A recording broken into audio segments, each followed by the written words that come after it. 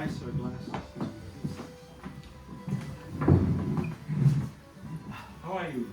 We're so excited to have you here. I know our audience has just made some very exciting tours and enjoyed a sneak peek at everything we have to offer in this new expansion that we have at the Disney Adventure World.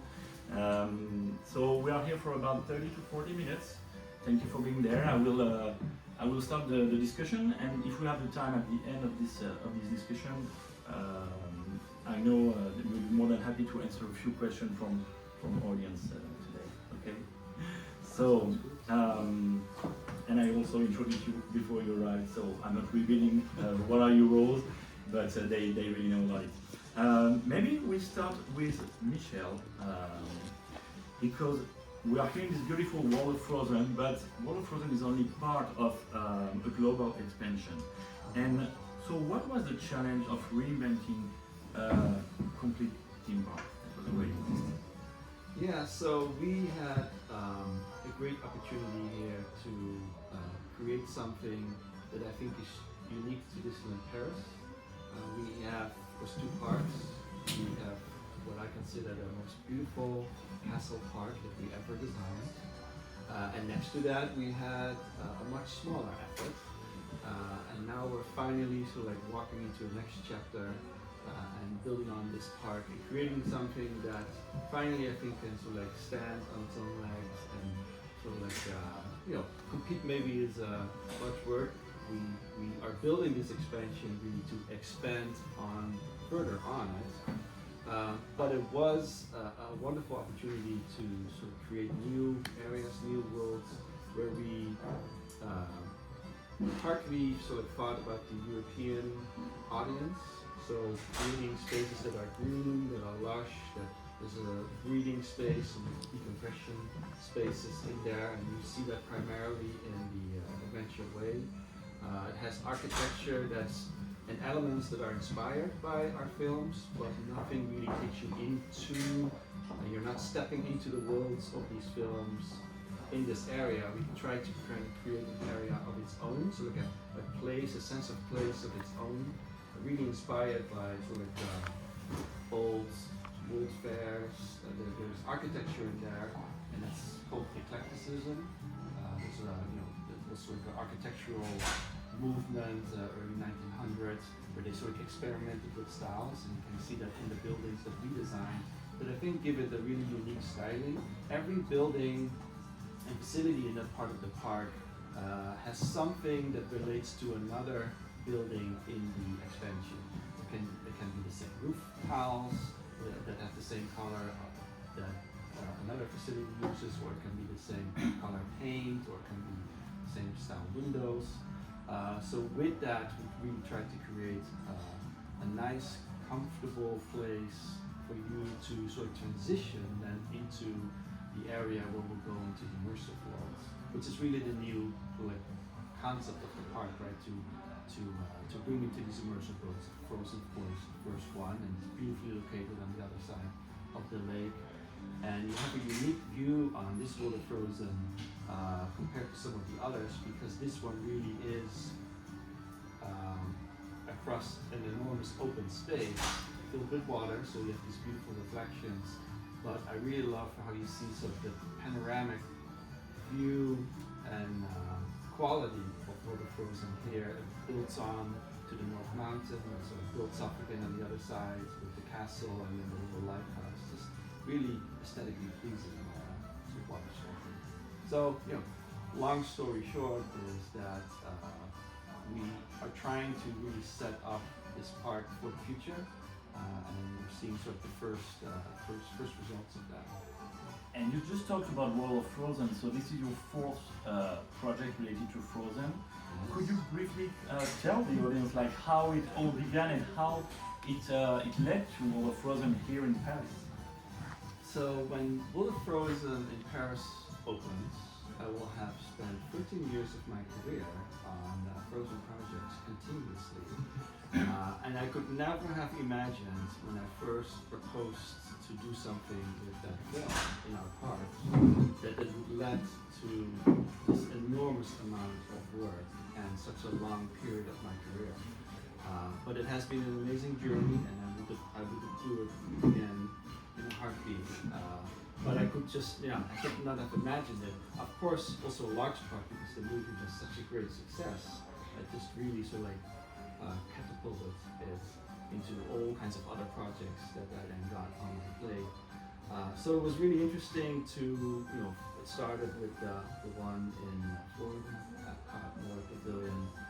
There's, by the way, like a little painting I did, it's on the wall there, where I paid homage to the Royal Summer House, which is the Norwegian-inspired house that I created there with a meet and greet inside. So I put like a painting here in the QSR in this restaurant. QSR is a technical term, I guess, that I should not use, but it's a construction term. But this wonderful restaurant here to sort of pay homage to that first project. But yeah, then I had all these other Frozen projects that were put on my plate, and it was just a wonderful journey. Of course, World of Frozen in Hong Kong was the latest one that I worked on Tokyo as well, but I did not see that project through to the very end. World of Frozen Hong Kong I did, and then this one here. And what's really nice is that they all have a unique element to them, right? The one in Tokyo, of course, how it's situated there within the construct of these other themed areas. Completely different concept for the attraction, of course. And then Hong Kong, where I really consciously played with the mountains behind the park. In my opinion, the most beautiful located Disney resort on the planet is there. So we had to design a land that really acknowledges the landscape behind it. And then for this one, of course, we don't have the mountains, the Lantern Mountains here, but what we do have here in Paris, which I think is unique in its own right, is what I did here is, first of all, the little lighthouse that you see in the land.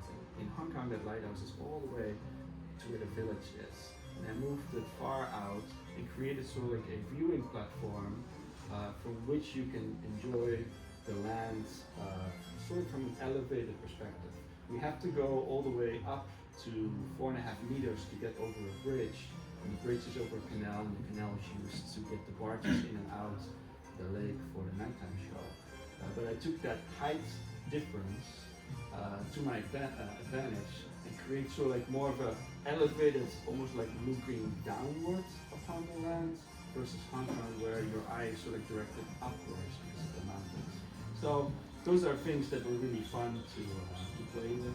Also here in Paris we have a meet and greet in the castle that we did not have in Hong Kong, and kind of like place that in there and add some of the buildings to the land.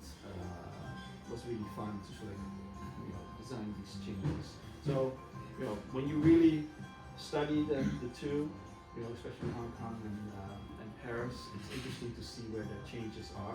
There's similarities, but there's also a lot of things that are different. Thank you. And even if storytelling comes always first at Walt Disney Imagineering, it all comes to life thanks to technology. And we have more than 30 animated figures in the Frozen Ever After attraction. And today we unveiled a new surprising robotic character for our guests, a new generation of robotic character, which is an amazing Olaf. And maybe Carl, you can tell us a bit more about it. Can you tell us how this technology is advancing storytelling and immersive experience for our guests, especially here in the world of Frozen? Absolutely. Thanks everybody for being here. Appreciate it, and thank you for having me. We have a rich history when it comes to robotic characters across many of our properties, and it started with Lucky the Dinosaur, our first electronically actuated character, and we've had now our most recent characters with 3D Xtroids, and we took so much time to really hand animate each of those characters kind of throughout our history, and that took a lot of time and a lot of effort to be able to do that. But what's really happened, really in the last 18 months or 2 years or so, has been a branch of artificial intelligence that we call reinforcement learning. And reinforcement learning is the ability to take a robot and bring it into simulation, and like a toddler learns, we use reward systems to train the robot in simulation. And what it does is it really allows us to ensure that the artist's intent, the animation that was created for that robot, to be almost perfectly executed in terms of what actually then shows up in the physical world. And so that has allowed us as Imagineering and within research and development to bring these robots to our guests faster than ever. So now what used to take years to develop, now we can deliver day and date in mere months in the past. And so it's really through a partnership also recently with NVIDIA that we've been able to use their hardware chips to ensure that we've got the latest and greatest technology inside our robots, but it's also their software that allows us to focus our time and effort on the precision that is Olaf and all of the unique mannerisms that that character has, and bring and focus that from a creative perspective. And so now we're able to deliver these robots faster than ever, in more places than ever, and do so with that creative precision that the artist had intended from the beginning. So that's been a huge unlock for us overall from a research and development perspective. Thanks. And how, who are the teams involved? Like, how do you collaborate between, especially for Olaf, between your teams and Disneyland Paris teams, or even the studios? Sure. So first, I think it starts with both from a creative perspective, working with Michelle and the Imagineering team here in Paris, to also the park president, Natasha. There's just a hunger to be innovative and to drive the best experience possible here in Paris, and it's given us a tremendous amount of freedom to bring those characters to life. And actually, we're very closely with our partners within Disney Live Entertainment also as well, who are being very careful and clear about what Olaf needs to, how he needs to perform inside the park. And that could be everything from a character meet and greet to part of a live entertainment show, all here. And so we're working with every team to ensure that we bring the most carefully crafted character to life for the needs of the site and the park here at Disneyland Paris. Thanks. I can't wait to really see more of Olaf when the park is transformed and rebranded. It's really amazing. I have a question for Michelle. Going down a bit further towards Adventure Way, because World of Frozen, it's very everybody knows about it, but Adventure Way is something special. Could you tell us a bit about the approach of this area, and also there is a brand new soundtrack for this place, which is something unique for DLP since almost the start of the launch of the first part in 1982. Can you tell us more about what you did there with the teams? Yeah, so I kind of mentioned a little bit earlier, but I really wanted to create a comfortable, romantic, nostalgic place that could form a function as a sort of transition area from the original park into the new immersive worlds. We have some references to film there. Of course, we have our Tangled Upon Spin, and it has the lanterns from the Lanterns Festival and the beautiful boats. And it reminds you of, but it's not an exact implementation of the film in the park. It's inspired by the Up-inspired attraction to be announced that will take exactly the same sort of aesthetic design route. So there will be a lot of references to Up, the film, and the characters. But it will be a unique design that really complements the rest of the story that we're trying to tell in this area, which is all about this beautiful park setting, so like a timeless area. And for this area, I thought, wouldn't it be nice if we have a beautiful piece of music that we write for this area that can sort of accompany you musically through the area. And when I then started to think about, what could that be? I thought, wouldn't it also be nice if we have we give it a French touch and we ask a French composer. So I kind of went through my soundtrack collection. I love film music.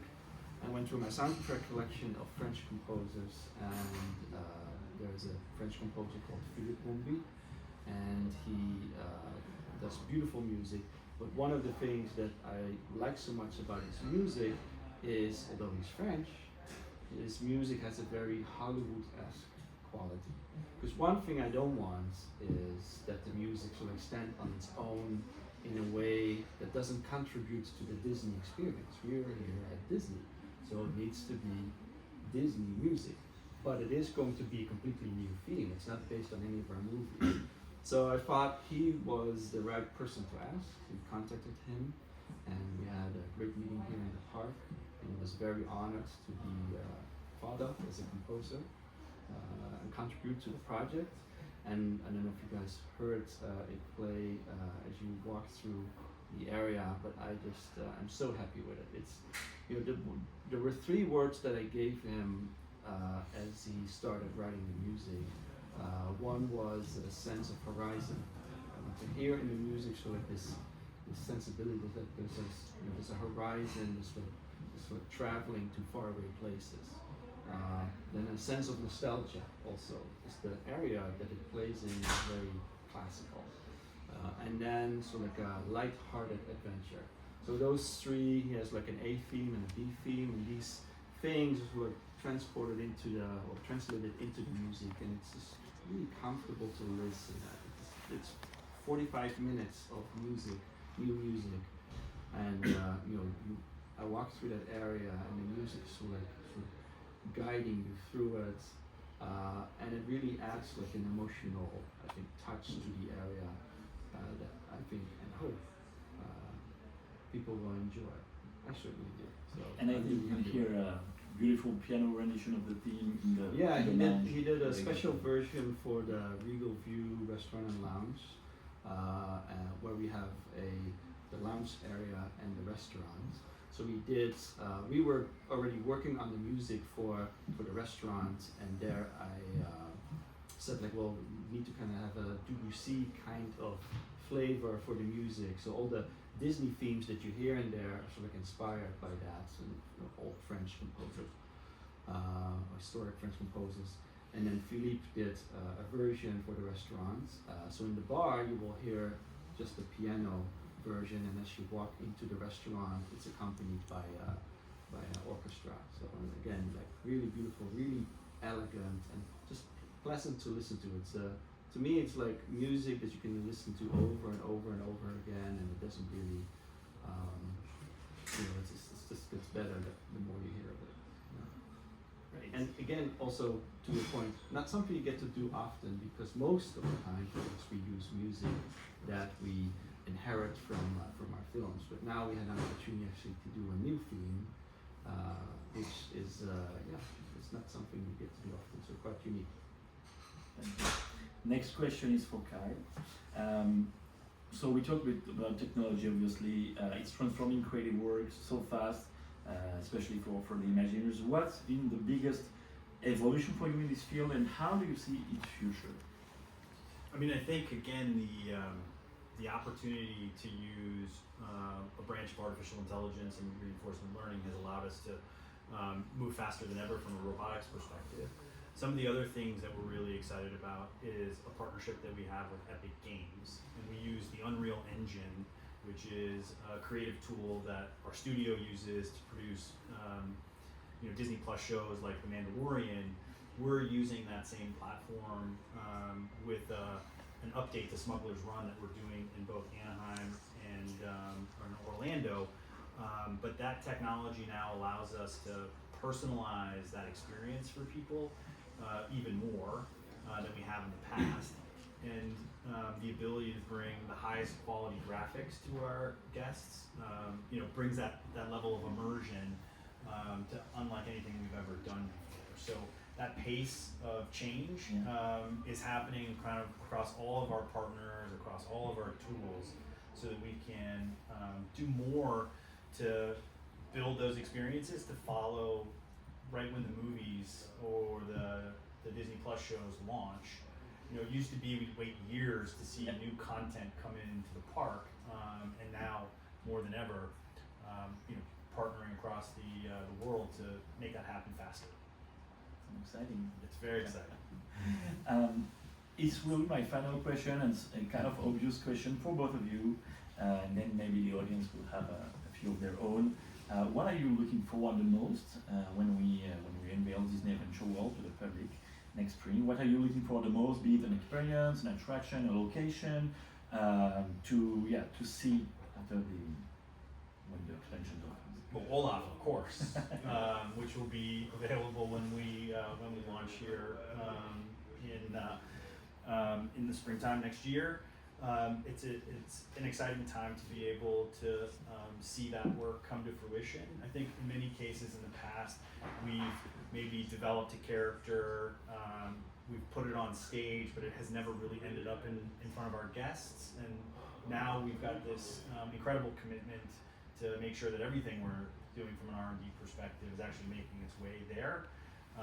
And then the last thing, of course, which is not Olaf, but I'm really excited about that great lake out there that where you're going to have incredible nighttime spectaculars and really tell incredible stories with the latest technology that'll be available when you open next year. It's exciting. Michelle? Yeah, there's so many things. How do you pick your favorite? I don't know how you pick your favorite. And by the way, like that Olaf walk is just so incredible. I remember the first time I saw it in Zurich at the R&D offices that we have there, and it was not even really looking like what it looks like today, but it was just so magical to see him for the first time when it really come to life. And when you see him now in the land, like walking around, it's like almost literally you just grabbed him from out of the screen and placed him in this land, and then of course the land reflects so like Arendelle itself. So it's just so beautiful to congrats on this great accomplishment. What I look forward to most, there's many things I could choose from, but maybe two things. One is probably what will the guest behavior be in this sort of new version of the park? The park originally was very small, and that was sort of referred to the V shape that the park was. You came in the center, the bottom of the V, and you could go left, right, and you sort of walk this V shape all day long. Now there's so much more to see and do, but also just to ways to approach things. You can enter Toy Story Playland from a completely different angle now.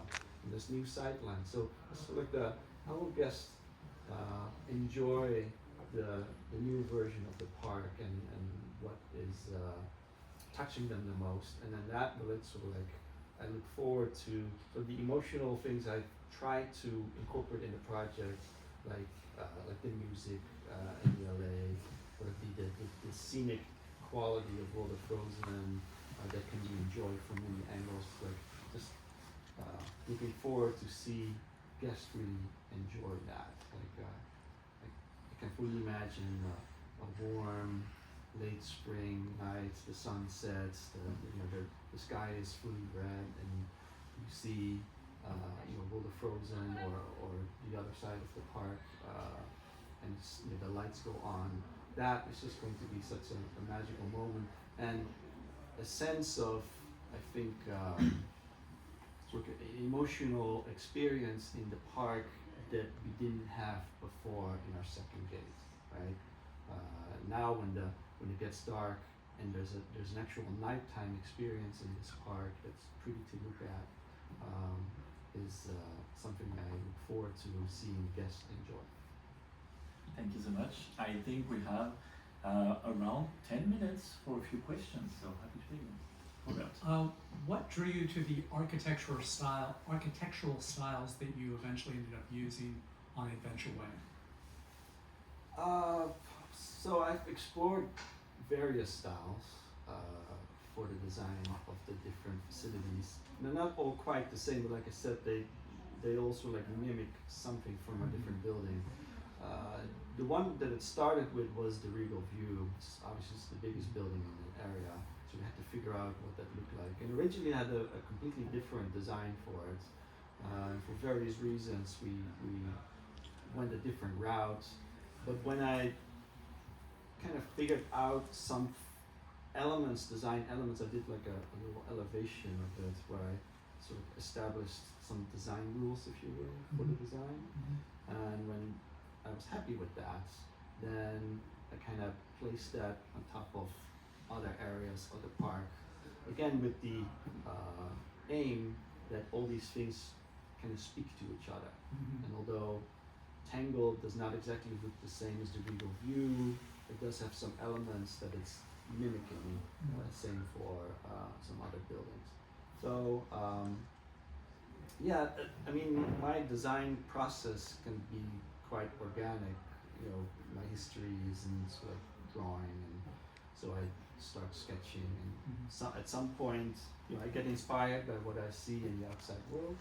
I love historical architecture, so eventually it ended up being this. But yeah, when I started to get like comfortable with a sketch that I did, like, okay, well this could work. Then I tried to overlay that on the other facilities. How does World Premiere speak to Adventure Way and the worlds beyond? What is the connective tissue there? So obviously we have elements that are of the original park. There's the main entry, which looks like the studio. We are keeping the water tower. You know, the conceit now, of course, is a little different. The park is no longer completely based on the magic of movie making, but we are keeping some of the original park. So we try to kind of get a little bit of a mixture of elements. You get into the park. It's a studio. That's where it all originates from. When you go into World Premiere, we say it's a Hollywood street, and there's a World Premiere party. You're going through the theater, and you end up in a sort of kind of like a Times Square type area, where we have all our sort of like the majority of our theatrical attractions in the park. And this part of the park also allow us to be very current with offerings. You know, when new films come out, we can sort of display them there. Yeah, and then go into the immersive worlds where you sort of step into the worlds that you know and love from the films. The center of the park took a little bit of a different route with a much more park-like setting, a little bit more of a European flair, which I think will be very, for the European market, they will really, I think, what's the English word? They will really enjoy that area much with all the trees and the spaciousness. So I really try to step away a little bit from the Hollywood architecture for this area, and then create a transition point. So I think they can complement each other now that the park is no longer solely taking the magic of movie making as the core principle of every experience. So that's the idea behind it. Thank you. Will Olaf have the premiere here in Paris, or is Olaf also visible in the other parks in the next month? So the next place that Olaf will make an appearance is in Hong Kong, and then we'll be home here when we open in the spring. Those are the two places you'll see Olaf. Traditionally, WDI's R&D department has been very secretive, but recently through things like, we call it Imagineering and just different expos you've been at, you've really opened up the door, and we've seen some of your projects iterate through like BDX storage, begetting other projects. Sure. What's it been like to have that sort of reaction to your projects much earlier than you would have necessarily had in times past? Yeah, I mean, I think the benefit that we've had by announcing these projects earlier is it's been a great way to attract talent to an incredibly competitive landscape. So now we're able to get some of the best robotics scientists in the world, the ability to tap into some of the computer scientists, creative technologists that bring these projects to life, exposing that Disney really truly is a technology company has changed perspective kind of within the industry. And so that's been a huge benefit to being more open about these things. And additionally, you know, it also then puts the right amount of pressure to ensure that we're delivering these things to our guests. These are not just projects that are hidden behind, but we're really staking a claim to say this is how our characters are going to now show up, and leveraging the latest technology and tools to make that happen. And last question. Okay, so first of all, congratulations. The visit today was amazing. So I noticed that the colors around the lake are changing depending where you are. So my questions are, so for example, brownish for Lion King, purplish for Walt of Frozen.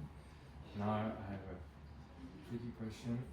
You place some green colors with beautifully shaped lampposts with a quite unique design.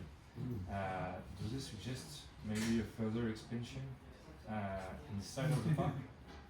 Well, you have a keen eye that the lampposts in front of the to-be Lion King area are a little inspired by let's call it the savannah, and we did put like a pattern in there that reflects the African sensibility. So I do like that you have a keen eye there. So, and in Frozen also we made older handrails and the lampposts complementary to the Frozen land, which means that they're all painted black. So we did that consciously too. The lampposts that you are referring to are just a beautiful design of a wonderful garden area that for now is independent on its own. So there, you know, of course, you guys see a beautiful open area, and like I said, this expansion is built for the future. But yeah, these lampposts are just an independent design for now, and who knows in the future what we'll do with it. Thank you so much. Thank you. Thank you. Thanks very much. Thank you, Karen. Thank you very much. Thank you. Thank you.